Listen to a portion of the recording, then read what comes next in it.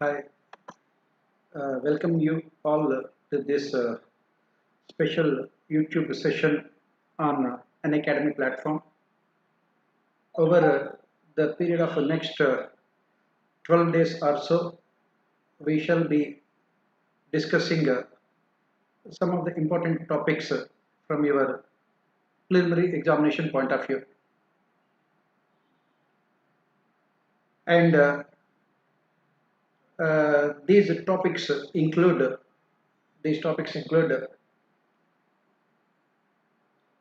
international relations. As part of international relations from Flim's point of view, we will be looking at multilateral institutions and important summits, important agreements that were signed, and we'll also be looking at major governance schemes and also important indices. We'll also be looking at important current events from polity and governance perspective. This is what we shall be studying over the next 12 days or so. We will have classes from Monday to Saturday, and the timings will be the same, 12 to 1 p.m.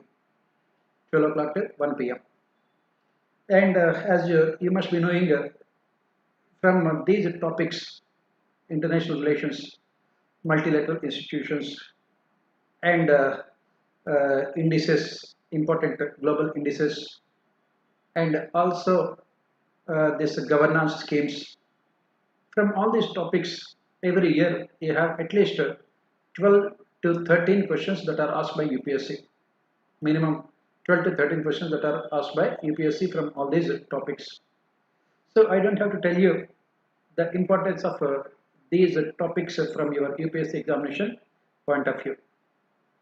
You must remember that every question in the preliminary examination is very, very important for your success. So you must get as many questions as you can write, especially from these factual aspects.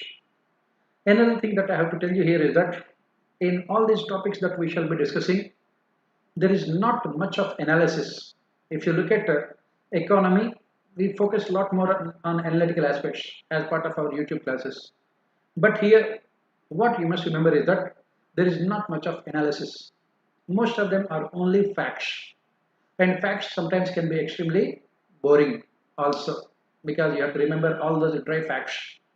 But at the end of the day, who says that UPSC preparation is interesting, especially from Flim's point of view? It is very mechanical and it can be boring also. So you have to bear with all these things. You might have studied all these things also as part of your preparation. This one can be what you call a revision of sorts for you. You'll be revising all the things. As you know, there are more than say 100 multilateral institutions. Is it possible for us to discuss all 100 of them? Obviously, it is not possible. And it is not possible for you to remember also all of them. Then what is the solution? The solution is that I have identified important institutions. I have taken important institutions. And what UPSC is doing in the past few years, if you closely observe the prelims question paper of UPSC, what UPSC is doing in the past few years is they were taking the current events and asking the static aspects related to those current events. So that is the reason why what I have done is that I have also taken the last 1 or 2 years of current events in international relations and related to multilateral institutions, and we will be discussing some of the structural, factual aspects of those events.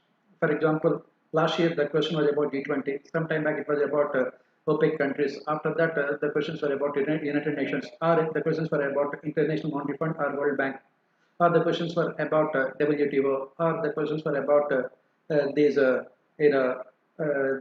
BRICS Bank, or SARC, or ASEAN, or RCEP. So what we will do is that we will take the most important multilateral institutions and we will try to discuss the pros and cons and also look at the factual aspects. And the thing that we have to remember here is that we will try to focus a little bit on analysis also, because this can be useful for your main examination also. We can try to focus on little bit of analysis also, so that it will not become extremely boring or mechanical in nature. So let us move forward and look at all these things. As I said, we'll be looking at all the multilateral institutions.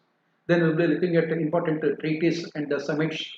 Then we'll be looking at all the global, all the important governance schemes that the government of India has implemented in the last 1 year or so, in the last 2 3 years. Because UPSC, in the name of current affairs, is asking, is asking mostly the governance schemes from the last 3 years. Yes, these things will be useful for you next year also. Every year the institutions will be the same, so they will definitely be useful for next year also. Right? So, without wasting our time, let us get into this part of our preparation. As you can see here, the first institution that we will be discussing is about a World Food Program. Now, why are we discussing this World Food Program? What is the reason why we will be discussing this? Because last year in 2020, this World Food Program of United Nations had got Nobel Peace Prize. Definitely, they can ask questions about this World Food Program. The question can be, what are the important features of World Food Program, or which among the following is not true about World Food Program? As you can see here, it is the leading humanitarian organization, saving lives and changing lives, delivering food assistance in emergencies and working with communities to improve nutrition and build self-reliance. So basically, this World Food Program is expected to provide the basic food to people mostly in developing countries. As we know, people in most of these African countries, sub-Saharan African countries, Latin American countries, or even South Asian countries, there are two problems they face. One is they don't have a necessary food that is needed for them to have their livelihood, better livelihood. Second thing is that they don't have nutritious food also. They can have something, but it is not good, in terms of their health also. And that is the reason why the United Nations has this World Food Program. It was founded in 1961. Again, these questions will be asked. They will say that it was founded in 1962. So it was founded in 1961. You may not be knowing this. You know about World Food Program. This is what you have to remember in the prelims all the time. You know something about the particular institution or anything like that, but you don't know exactly what are the minute details. And that is where you will be getting most of the questions wrong also.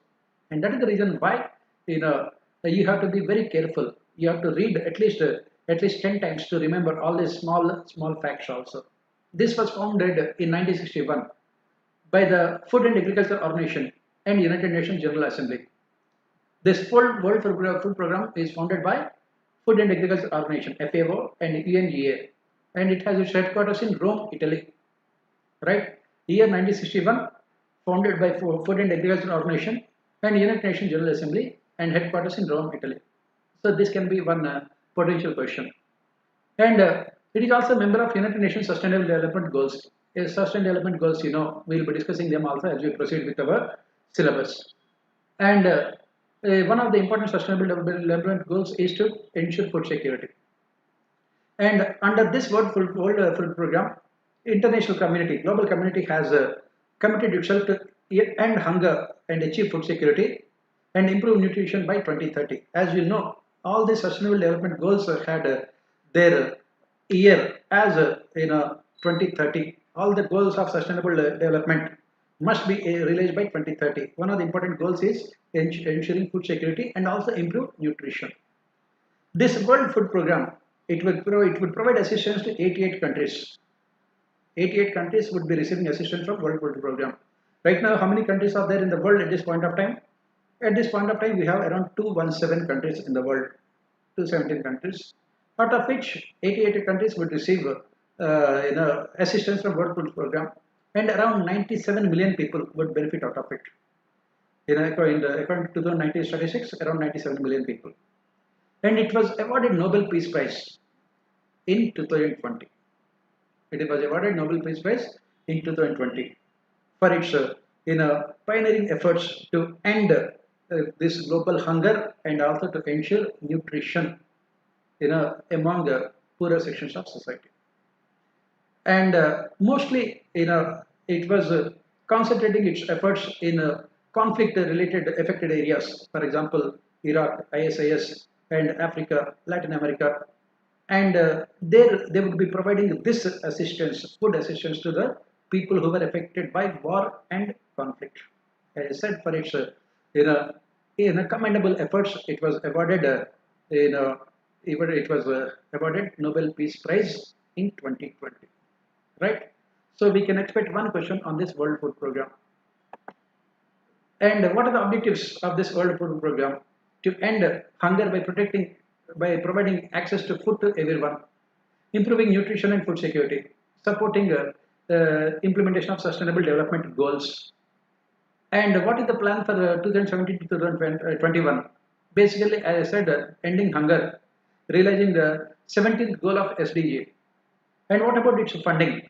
It has no independent sources of funding. This World Food Program has no independent sources of funding. It is the governments who are part of United Nations will be providing funding to World Food Program. And it is the governments, individual governments.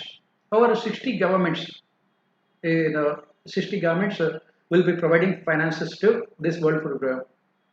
Yes, Sunidhi, all those members of United Nations will be provided assistance by World Food Program. Those who are not also will be provided because it is basically talks about humanitarian aid, right?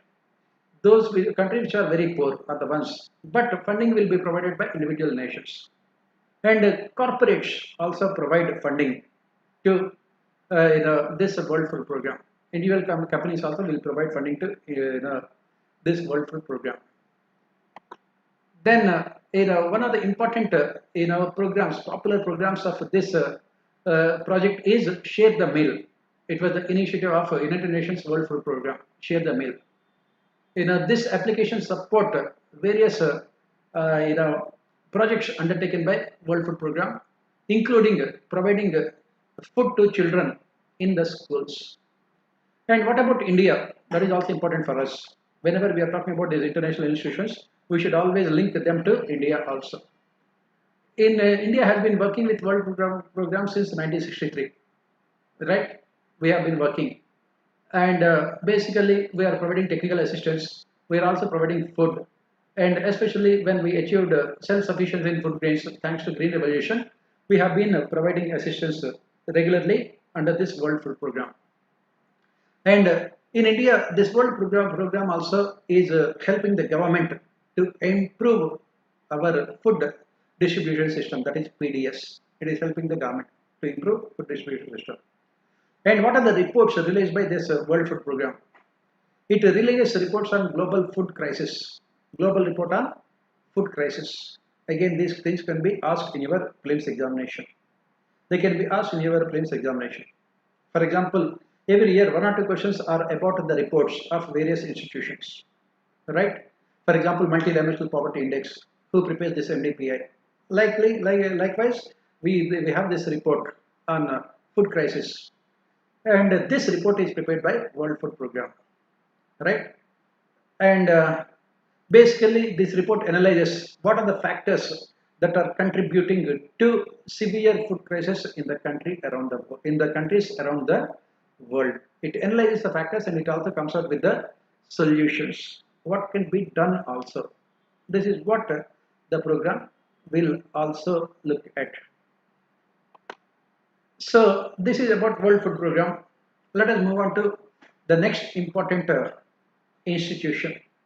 If you have any doubts, you can always ask. By mostly, as I said, these are all mostly factual things.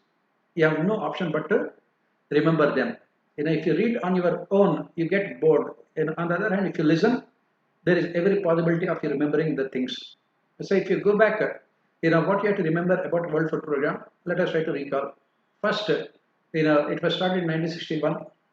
It was started by FAO, Food and Agriculture Organization, and United Nations General Assembly, and its headquarters are in Tokyo. Its headquarters are in Italy, Rome, and it provides food assistance and share a meal, the popular project of World Food Program. India has been a member of this World Food Program since 1963, and finally, it got the Nobel Peace Prize for its effort in 2020. Right? These are the things that you have to recall, remember. Proceeding further, let us move on to the next important institution, Shanghai Cooperation Organization, SEO. Why it is important? Because our Prime Minister will be attending the meeting very shortly in the next few days also. Right? It is part of what we call the current affairs. What is this SEO and what are the important aspects of SEO? Let us look at it. It is a permanent intergovernmental international organization. Shanghai Cooperation Organization. It is a Eurasian political, economic and military organization. Please remember three important things here. Political, economic and military organization.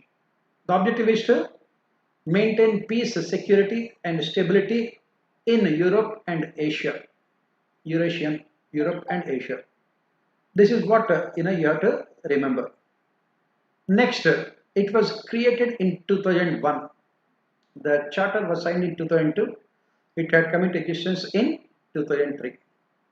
And what is this charter? It is a statutory document which outlines the goals and the principles as well as the structure and core activities.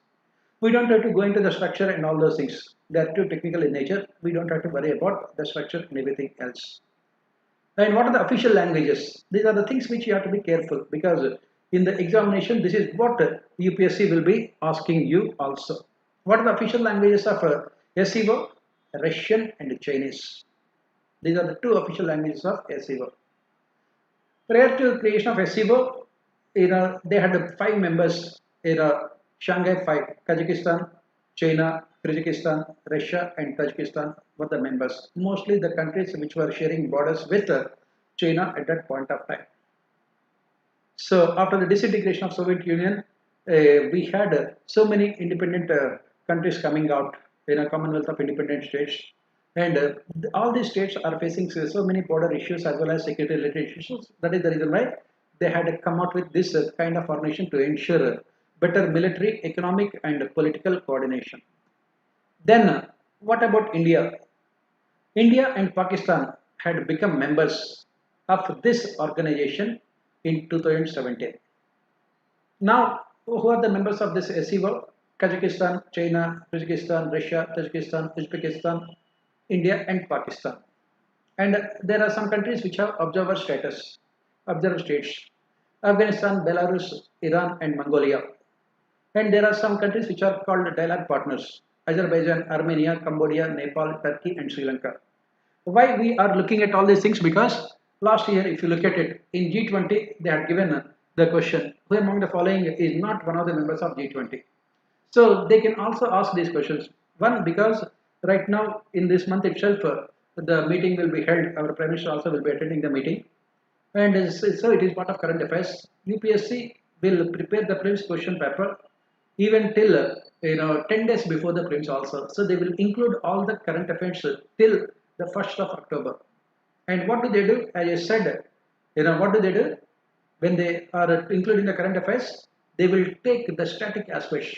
So they will say which among the following are not true about SEO. Who are the members? Full-time members? As I said, Kazakhstan, China, Kyrgyzstan, Russia, Tajikistan, Uzbekistan, India and Pakistan. These are all the full members. Then there are observer states as well as dialogue partners. Then proceeding further, what are the activities? This is important for us. What are the activities performed by SEO? This is very important for us. Initially, it focused on mutual intergovernmental, inter-regional efforts to curb terrorism, separatism and extremism in Central Asia. So what happened? Here we need a little bit of history as far as IR is concerned. After the disintegration of Soviet Union, most of the countries got independence. Small countries got independence, and Soviet Russia was the largest country in that Soviet Union. Rest of them were mostly smaller countries, and most of these countries were Muslim majority countries. As long as Soviet Union was there before the disintegration, it was communism that was binding all these countries together. So religious terrorism, fundamentalism was not a major issue for these countries. Then what happened with the disintegration of Soviet Union? What you could see is that this religious terrorism had become a major, especially from 1990s onwards. Osama bin Laden, he started Al Qaeda. On top of it, these organizations were receiving huge amount of funding from Saudi Arabia. The petro money is what we call petrodollars that was used to fund all these terror organizations. And 1990s also has witnessed what we call the period of globalization. And thanks to this globalization, most of the Western world had benefited out of it. On the other hand, some of these countries remained backward. And they felt that their backwardness was because of the deliberate discrimination by the Western countries. And they believed that it is only the religion that can bind them together. Please remember, religion has no boundaries. And what was the major religion in all these Central Asian republics? It is Muslim, Islam religion. And that is where, suddenly religious fundamentalism, terrorism, extremism had become a major issue. And please remember, on one side, these countries have Soviet Russia, which is a communist country. On the other side, they have China, again, which is also a communist country. But both Russia and China were facing problems. Why? Because, as you know, in China's southeast region, they had this problem with religious fundamentalism. So, what is the province? Xinjiang province, I think. They had this religious fundamentalism is a major issue for China. And this religious fundamentalism was mostly sponsored by, externally by these countries. That is the reason why they had come together. These countries had come together to, prevent the spread of this terrorism and fundamentalism and extremism. So SCO had come into existence basically with this objective. And another in 2006, what they have done is that in 2006, yes, in 2006, the SCO's agenda was widened to include combating international drug trafficking. Again, if you look at it, this golden crescent, that is where the drug trafficking starts. It goes to Afghanistan, Pakistan, through India, and to the Southeast Asian nations also. Obviously, you require coordinated efforts to prevent this drug trafficking, and that is the reason why we needed this SCO. And in 2008, this SCO, was very active in bringing back stability in Afghanistan also, along with NATO forces. SCO also was very active. Of course, the situation has changed completely. 2021 is different from 2008.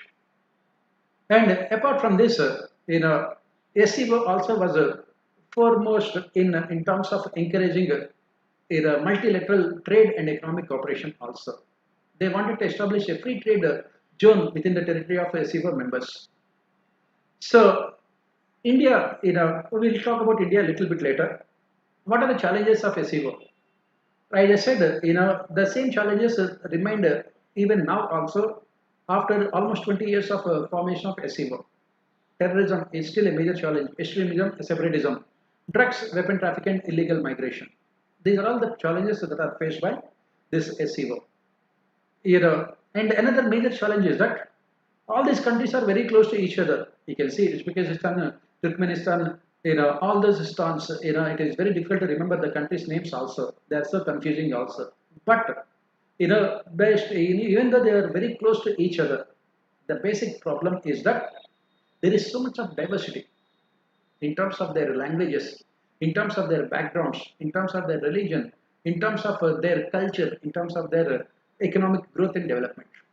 So when so many heterogeneous countries come together to form any union, it always becomes difficult to take decisions, policy decisions, which would benefit everyone also. That is where the problem is. To ensure consensus in decision making is a major challenge for SCO. Then, what about India specific? As I said, India and Pakistan have become members of SCO in 2017. Obviously, when Pakistan was included in SCO, obviously, it becomes a major problem for India also. Why? Because Pakistan itself is a country that sponsors terrorism, and one of the important objectives of SCO is to fight terrorism. So both of them cannot go together. Pakistan itself is a country that sponsors terrorism. So when Pakistan had become part of SCO, automatically India's influence also had come down drastically. And the second thing is that SCO, what are the two important countries of SCO? China and Russia. And China and Russia, if you look at global geopolitics now, which is what we study as part of your IR also in your main examination, what is happening is that India had joined hands with the Western powers as part of this Quad alliance, QUAD, Quadrilateral Alliance. India, Australia, USA, and Japan have joined this military alliance. Obviously, to counter India, what we are witnessing is a counter alliance of four countries, another quad that we are talking about here: Pakistan, China, Russia, and Iran. So, under these circumstances, SCO is dominated by China and Russia. You can understand the delicate global geopolitics here. Very, very delicate relationship. India wants to be part of Quad as well as wants to be part of SCO also. But the problem is that conflicting interests. And both China and Russia have suspicions about India's intentions as being part of this SCO. They believe that India can be acting as a double agent also. And that is where, and on the other hand, what we are witnessing, if you look at India's again foreign policy since 1991, after we have opted for liberalization, privatization, and globalization, what we have done is that we have almost, the government will not accept it publicly, but we have almost ended our strategic relationship with Russia and moved much more closer to United States of America. Obviously, it has created a lot of problems in the Indo-Russian relationship. Security relationship is continuing, defense relationship is continuing, but not economic and other things. Whereas India is having right now both security, defense, strategic, economic relationship with now United States of America, which is not liked by China also, which is not liked by Russia at this point of time. And that is the reason why it becomes India to exert any kind of influence in this, in this grouping, with China and Russia being the dominant powers. Added to that, Pakistan also had become an important member of this alliance. Now, why are we talking about this alliance at this point of time? Why? Because of what happened in Afghanistan. Please remember, SCO was very proactive in ensuring that Afghanistan returns to democracy. But now Afghanistan again went into the hands of Taliban. And Afghanistan is at a very strategic location because it has the borders with all the SCO members, most of the important SCO members.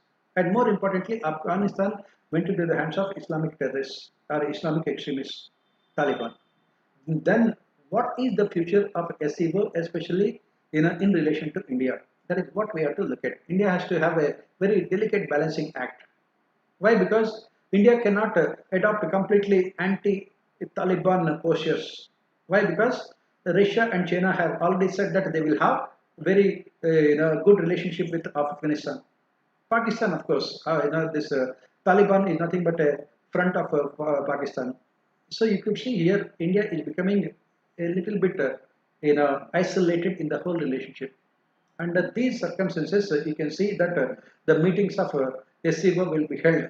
Let us see what our Prime Minister can get out of these meetings of SCO. Right?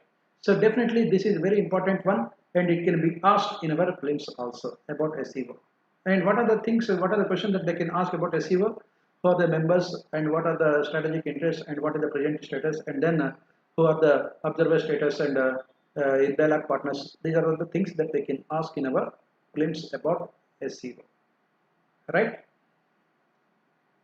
So proceeding further, next important organization that we are looking at is Opec. Again, the questions are asked in our prelims about Opec. They can ask also. So why this Opec we are talking about?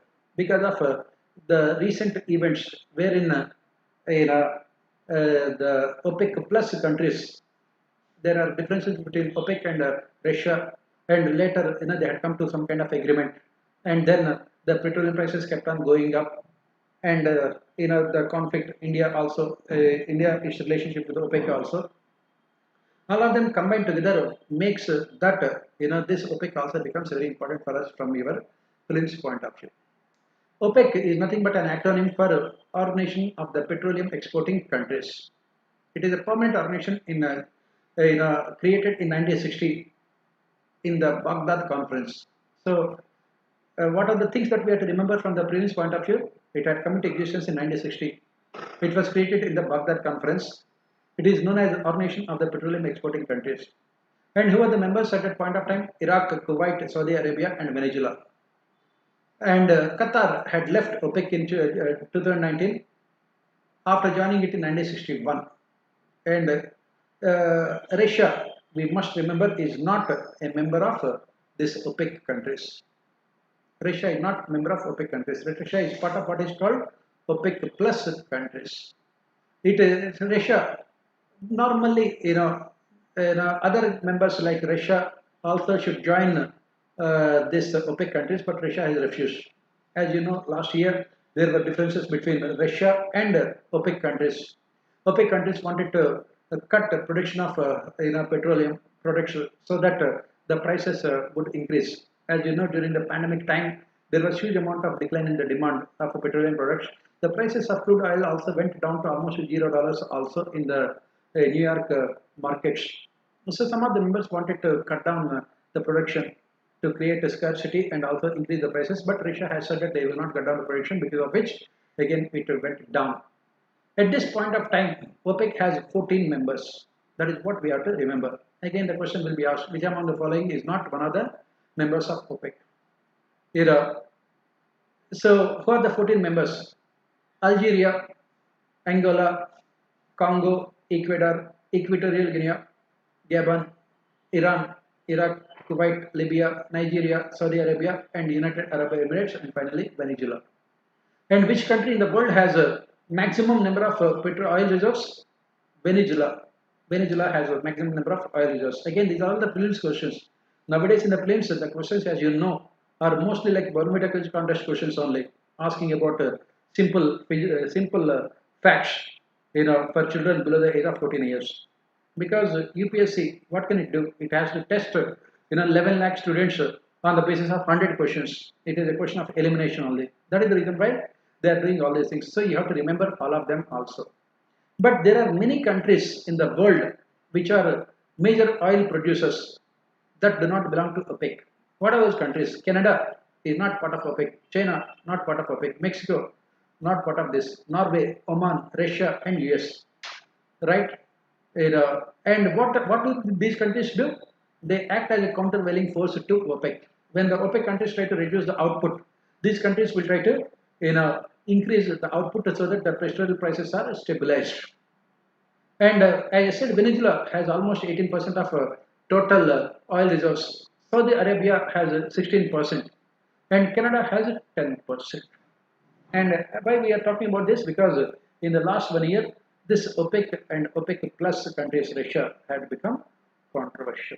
Even now also, countries like India are still demanding that OPEC must control the prices of crude oil so that developing countries like India should not feel the burden also. Last year also there was so much of discussion in the country about this petroleum reserves, and it is said that India has only the infrastructure to store around 14 days of petrol or crude oil, only 14 days of crude oil, whereas a country like China has the infrastructure support to store at least 4 to 6 months of crude oil also. That is the reason why China could import crude oil at very low prices at that point of time and benefited a lot as part of this decline in the crude prices. Whereas in India, it is said that we could not benefit out of a drastic decline in the prices of crude oil because we did not have the infrastructure to store that crude oil also. Right? So this is what we say about this.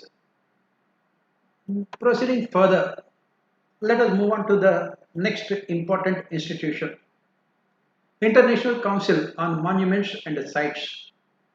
Right? International Council on Monuments and Sites. Why we are talking about this?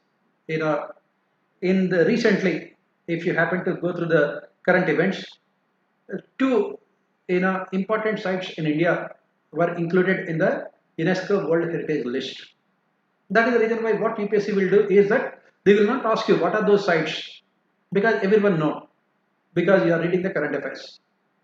You know what it is. Ramappa temple in Telangana and Dolavaria in Gujarat, they were included. But who recognizes this and what is the organization? That is what they will ask you. That is the reason why I have included this as part of our multilateral institutions. As I said, there are not one or two, more than 100 multilateral institutions.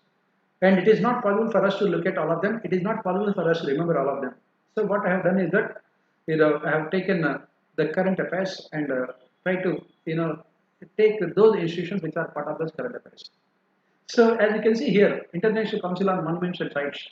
This is a global monument conservation body, NGO, promoting methodology and scientific techniques for conservation of architectural and archaeological heritage across the world. It is also advisory body to UNESCO. You know that UNESCO. It was founded in 1965 in Warsaw, Poland, as part of Venice Charter of 1964. It is headquartered in Paris, France. India has 38 World Heritage Sites, 30 cultural properties, 7 natural properties, and 1 mixture site. Please remember, they include heritage properties as well as natural, forests and everything, biological reserves and forests. Please remember, both of them are included, because recently when we were taking this UPS interviews, I was asking the person, what do they do? And he said that it was only cultural, but not cultural, but also natural forests also will be identified by these heritage sites. That is what you have to remember. This is why again you will ask you will be asked in your prelims examination. It only not only includes cultural but also natural beauty also. Everything will be there. In the recently, in the 44th session of this heritage committee that was held in China, they have included 2 important sites in India. One is, I said, Ramappa temple, and the second one is Dolavaria. Right? This is what we say. At this point of time, we have 40 sites, 40, that were recognized as World Heritage Sites. Right? Again, the question can be asked in your prelims. And what is that important that you have to remember? First, it is a non-governmental body. Second, it was advisory body to UNESCO, and its headquarters in Warsaw. It was founded in 1965. Its headquarters in Paris. And the next important thing that you have to remember from your prelims point of view is that it includes both cultural as well as natural habitats. That is what you have to remember. Right? Any doubts you can ask. Next important multilateral institution. Right?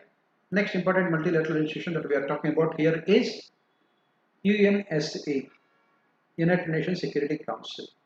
Very important. Why? Because why? Because this UNSC, India is the chairman of United Nations Security Council. For the month of August, India was the chairman of United Nations Security Council for the month of August, and there were so many strategic discussion that took place along with including what the situation in Afghanistan. And for the first time, you could see that it was the Prime Minister who addressed the United Nations Security Council meeting also as the chairman of UNSC. Normally, the meetings are addressed by the permanent representative of the country in United Nations. But our Prime Minister does not want to lose any opportunity. So he addressed the meeting also, which is good also. From the point of view of the government, if your Prime Minister is addressing, it gives more credibility to the address also, rather than being addressed by some bureaucrat. Right? So since India was the chairman of this Security Council, it is part of current affairs. Definitely, you can expect a question in our prelims examination about Security Council. So let us look at UNSC. What is this UNSC and how it goes? How does it goes? It is one of the 6 principal organs of United Nations. one of the 6 important organs of United Nations. The objective is to ensure international peace and security. The objective is to ensure international peace and security, the same thing as United Nations. It also recommends admissions of new members to United Nations General Assembly, and also it approves any of the changes to UN Charter. And what about the structure? I know that all of you know all these things, right? All of you know all these things, right? Yes, they will be called cultural sites only. Yes, all of you know all these things, but I am trying to recall all the things. It has 15 members, 5 permanent members: US, UK, Russia, France, and China. We know the story also. India was offered this permanent membership, but India has rejected, and it has said that China should be given permanent membership. One of the major, what we call the failures of Jawaharlal Nehru's foreign policy at that point of time. And 10 members are elected by the General Assembly for a period of 2 years. These are all non-permanent members. And then what about how these 10 members are elected? They are elected on the basis of the geographical distribution. Africa has 3 members, Asia Pacific has 2 members, Latin America and Caribbean groups have 2 members, Western Europe and other groups have 2 members, Eastern European has 1 group. Arab states are given 1 seat, alternatively either from Africa's quota or Asia quota by informal agreement. Right? Turkey and Israel, were never part of this UNSC. So these are the prelims questions. Again, what the prelims question can be? Turkey and Israel. Which among the following countries is not part of UNSC? Since its inception, Turkey and Israel, they were never part of UNSC. Now, what is the difference between United Nations and the United Nations Security Council? That is what important for us. What is the difference between United Nations and its Security Council? The difference is that United Nations can only make recommendations to member countries, whereas the Security Council has the power to make these recommendations and decisions implemented by member countries. These decisions of Security Council are binding all member countries. And how does the voting take place? All the members have 1 vote. The 10 non-permanent members have each of them have 1 vote, whereas all permanent members have veto powers. This is where the problem comes up. All the permanent members have veto powers. That means these veto powers can be exercised by permanent members to veto any substantive resolution also. Any substantive resolution also they can This veto power applies only to substantive resolution but not to procedural votes. That is what you have to remember here. It is very controversial. It has become one of the major reasons for controversy. Procedural means it is not about it is mostly about what kind of how do they conduct the meetings, and these are all procedural things. It does not require any veto powers. Substantive means should we go to war with should the forces of United Nations be sent to help the people of say IS in Syria? That is substantive. And what kind of procedures to be followed that does not require any veto powers? What kind of procedures to be followed that does not require any veto powers? Right? So now why it has become controversial? Because these Security Council members, they always acted in self-interest, especially during the phase of Cold War. There was no consensus in United Nations. It was never called United Nations. It was always divided nations only. It was never United Nations. And Security Council, simply, all the permanent members of Security Council have used their veto powers to prevent United Nations from taking severe action against countries which are indulging in human rights. What are the countries which are indulging in human rights routinely? For example, China. In China, do you have any human rights? Obviously not. There are no human rights because Chinese government believes that people in their country are not humans. So there is no question of any human rights. Russia, again, a dictatorship, communist dictatorship. Ruthlessly, the human rights are violated. Again, United Nations Security Council cannot do anything. Same is the case with Israel. As we know, Israel and Palestine war. Israel committed so many human rights crimes in the Palestine war. But again, United Nations the Security Council could not take any decision. Why? UNSC could not take any decision related to Israel. Why? Because United States would strongly oppose or strongly veto any resolution by other member countries to take action against Israel. Right? That is the reason why it had become very, very controversial. And what kind of reforms that should be there in United Nations Security Council? Right? Yes, obviously, you name it, you can name all the countries in the world. North Korea, Pakistan, right now what is happening in Syria, Afghanistan, you name it, every country in the world. I am not talking about India, right? India is a very good country, democratic country. So, human rights are also violated by by the governments in India in a more democratic manner, strictly according to rule of law, right? That is the reason why, when someone tries to talk about human rights in India, India will never, allow the countries to talk about human rights, right? So, what are the reforms in United Nations Security Council? There are 5 important reforms. Please remember, this can be asked this year in your main examination also. Which among the proposed reforms of in the United Nations Security Council? That also can be asked in your prelims examination. So, what are the important reforms that we are talking about here? First one is categories of membership, permanent and non-permanent.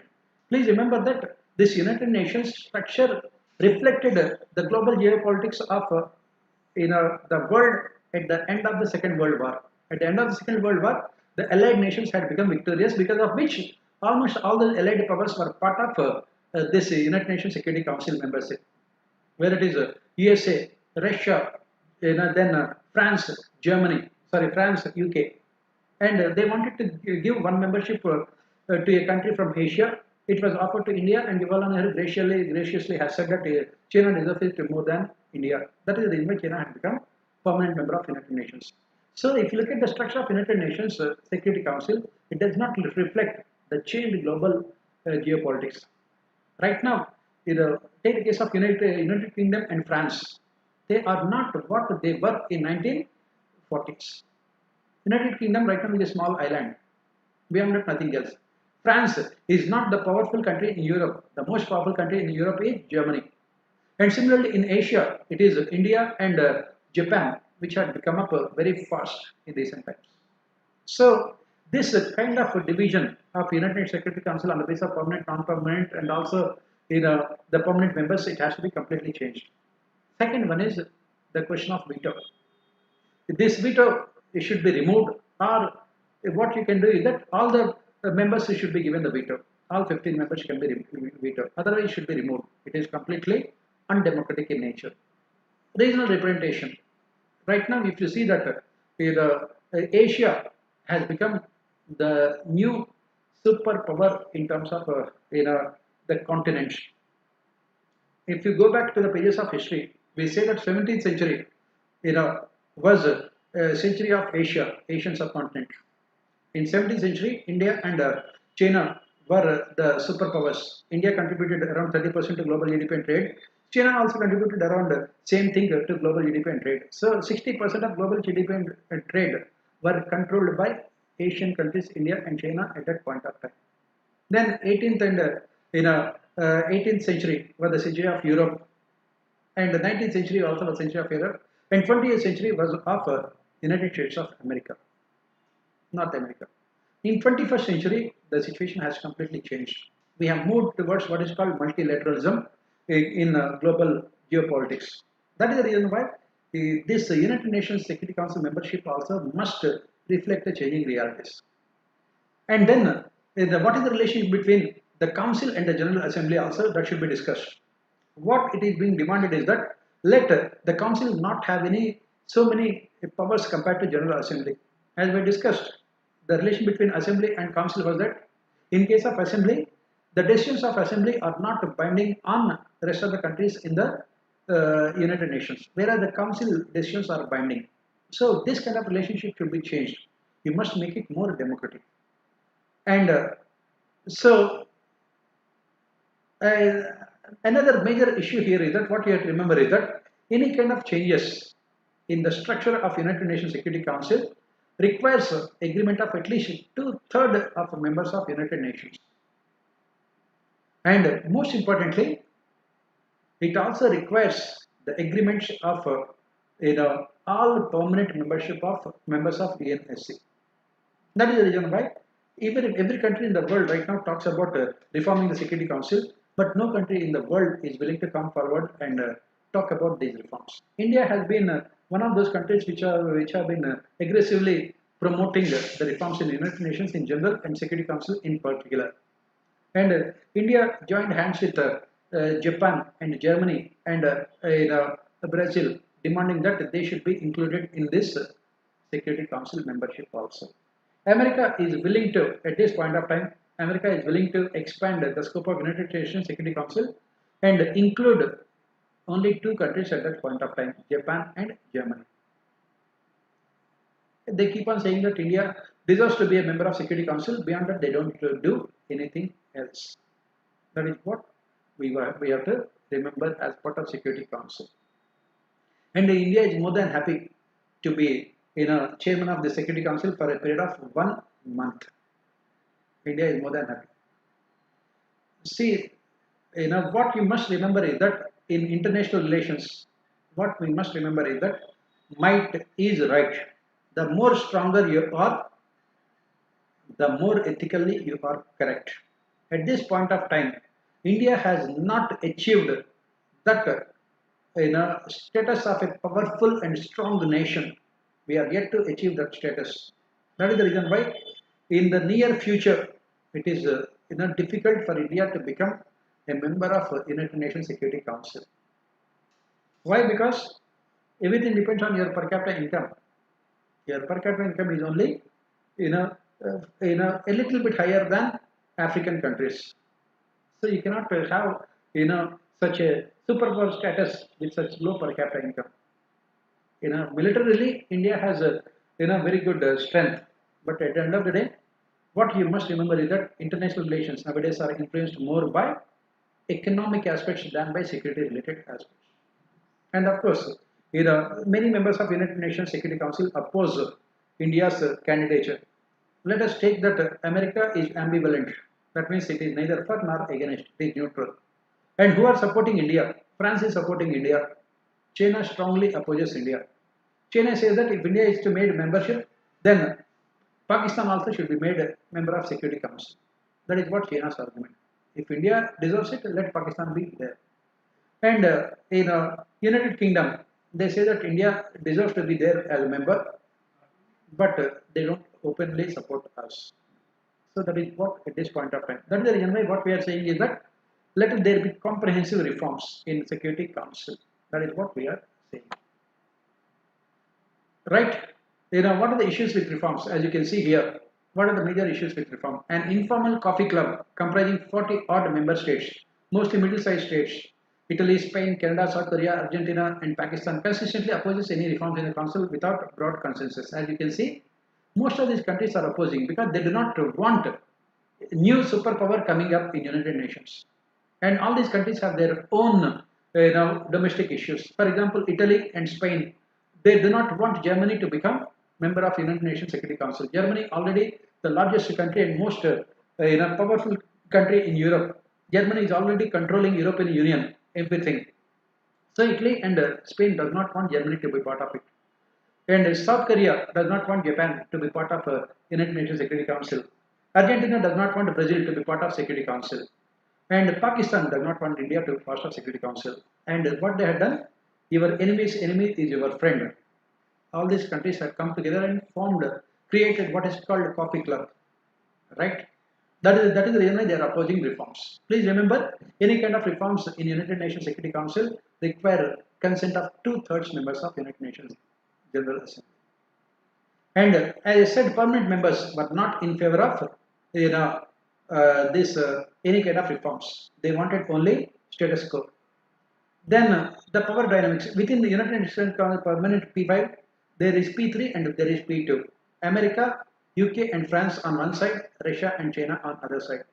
So what are the reforms proposed by America will be opposed by Russia and China. What are reforms proposed by Russia and China will be opposed by America, France and the UK. So that there is only status quo. And what is India doing in all this? In India, we have this Republic Day celebrations. Every year, we invite a foreign leader, the leader of a foreign country, for Republic Day celebrations. The first thing we plead with them is that please, recommend that India deserves to be a member of United Nations Security Council. They will come and they will say that India deserves to be a member of Security Council. They go to their country and they say that what we have said is completely wrong, right? We were misquoted. So that is what India's position right now. So that is what recently India had become part of as I said, non-permanent members for a 2-year term. India has got unanimous support of all the countries in the Asia Pacific group to become part of. India has been elected to this United Nations Security Council 8th time with 184 votes out of 193 countries. So obviously, India has got a huge amount of support, and India, along with 3 other countries, is pushing hard towards reforming the United Nations Security Council: Brazil, Germany, India, and Japan. Right? So this is what about United Nations Security Council, and this is, as I said, 8th time India has been elected to a non-permanent member of Security Council.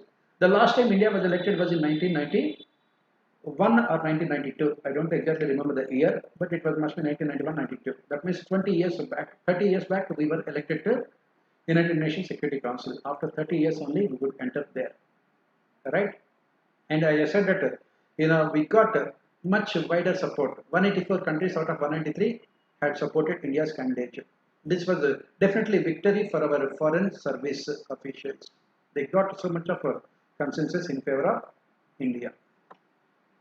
Right? Let us look at another important institution here, UN Habitat. Why we are talking about this is because of sustainable development and urban development. Right? What is this UN Habitat? United Nations Human Settlements Program. Human Settlements Program. It is the United Nations Agency for Human Settlements and Sustainable Urban Development. Basically, again, it is part of SDG, Sustainable Development Goals also, to provide housing and to provide, to ensure, environmentally sustainable human settlements for all. And this UN Habitat is an organ of United Nations. It reports directly to United Nations General Assembly. The first assembly of UN Habitat was held in Nairobi, Kenya. Right? And from then onwards, these conferences are held once in 2 decades. Last time it was held was in 2016, and it took place in Ecuador, Quito, Ecuador. This conference was held in 2016 in Ecuador. Right? Basically to ratify new urban agenda. To ratify new urban agenda. It was now that then India has been unanimously elected as the president of UN Habitat. Why did I include this UN Habitat? Because India was unanimously elected as the president of UN Habitat in the year 2017. That is the reason why I have included this UN Habitat.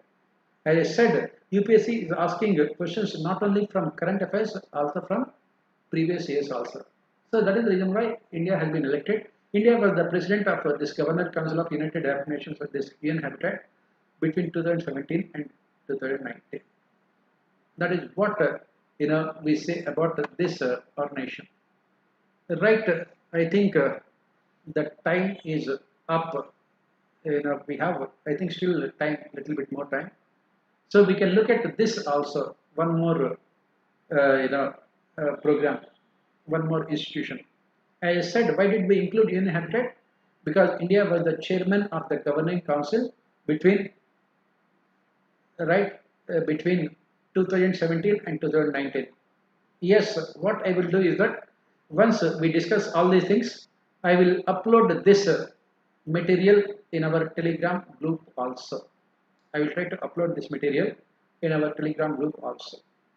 As I said, all these things are very important from your preliminary examination point of view. I have included all these important multilateral institutions as they are all related to current affairs in the recent past. between 2017 and 2019, India was the chairman of the governing council of UN Habitat. That is the reason why we have included it. Next, UNEP, United Nations Environment Program. It is the global environmental authority that sets up a global environmental agenda. It promotes implementation of environmental dimensions of sustainable development within the United Nations. Right? So again, why are we including this UN Environment Program? Why? Because of the recent, events that are taking place in the country as well as in the rest of the world. Yes, I will be, I will be including them in our Telegram channel. The name of the channel is Pavan Kumar's IAS New Delhi. You can search on Telegram, you will get it. The name of the channel is Pavan Kumar's IAS New Delhi. There I will be uploading all this information. And why did we include, I think Karthik had, written the name here. Now, why did I include this UNEP? Why? Because definitely it will be asked also. Because it honored our Prime Minister Narendra Modi with the Champions of the Earth Award. Definitely it will be asked in our prelims. Because most of the people in the country have forgotten. And UPSC wants you to remember all these things. So definitely they will be asking questions. Prime Minister Narendra Modi was honored with the award Champions of the Earth in a leadership category for his work in International Solar Alliance. International Solar Alliance. And what is the objective of this International Solar Alliance? To eliminate all single-use plastic by 2022. And what is the report published by UNEP? Global Environmental Outlook and Emission Gap Report are the ones which are published by UNEP. Right? This is what they will be doing. So for us, when did it come into existence? What are the headquarters? What do they do? And why it was in the news recently? And what are the reports published by them? Right? So this is what about the multilateral institutions for today. And tomorrow we will continue with the rest of the other institutions. Right?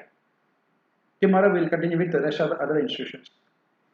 Till then, I think you can take care of yourself.